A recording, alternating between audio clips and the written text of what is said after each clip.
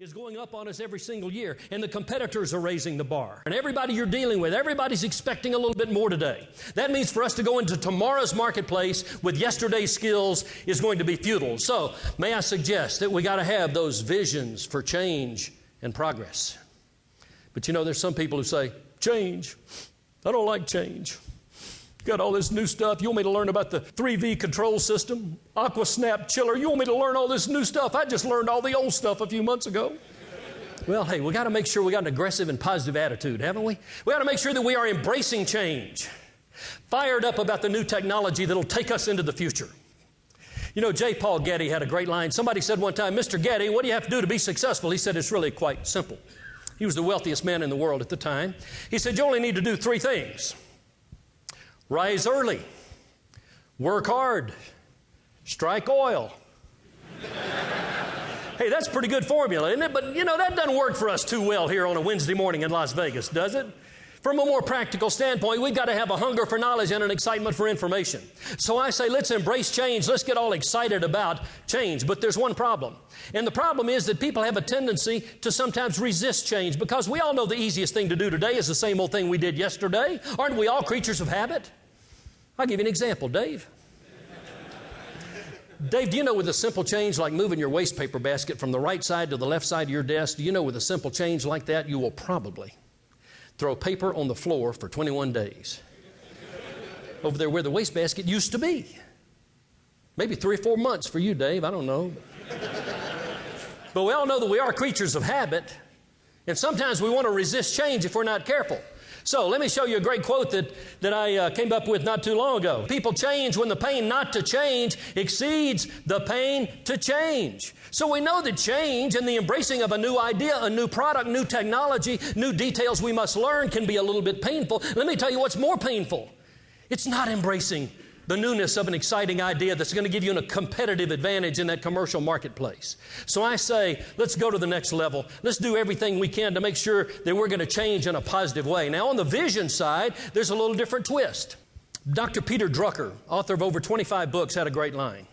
He said, the best way to predict your future is to create it.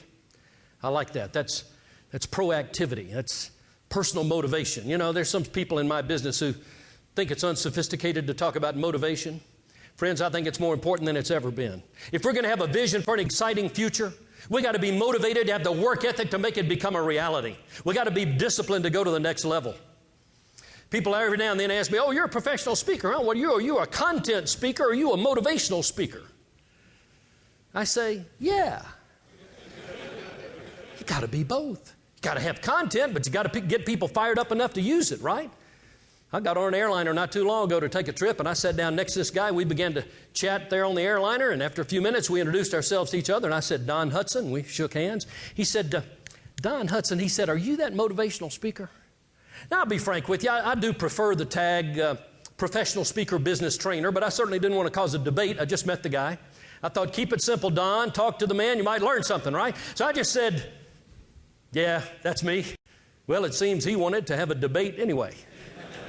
He said, I thought that might have been you when I saw you get on the airliner, Don. He said, I was in one of your audiences about 15 years ago. He said, I was in sales then. He said, Don, I'm in management now, and let me tell you what I've been learning. He said, by the way, you're probably not going to like this one too much.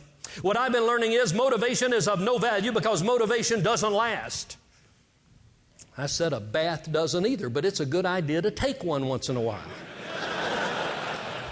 He said, I hadn't thought about it like that. So we got to have the visions for change and progress. And let me share with you one of the ideas that I think needs to be an integral part of our vision as we look into the future. One of the desires I've got as your opening speaker this morning is I want you to be more fired up about the profession of selling than you've ever been. As sales engineers, your challenge is great. That bar of excellence is going up all the time. So we don't have time to have anybody be negative toward us as a profession. I've got a little bit of a problem with the fact that there's some people who look down their noses at salespeople and consider us less than professional. I put together a little model which we structured at U.S. Learning. We call it the evolution of the profession of selling. It's 5 simple stages, and I want to run them by you. The 5 simple stages in the evolution of the profession of selling. Number 1 is what we call the product pitch. Now, I'll be frank with you, I hate the word pitch. I also hate the word hate. But I hate the word pitch more than I hate the word hate, so I'm going to say it this way. You see, the word pitch implies you're going to be real slick and you're going to do something to somebody.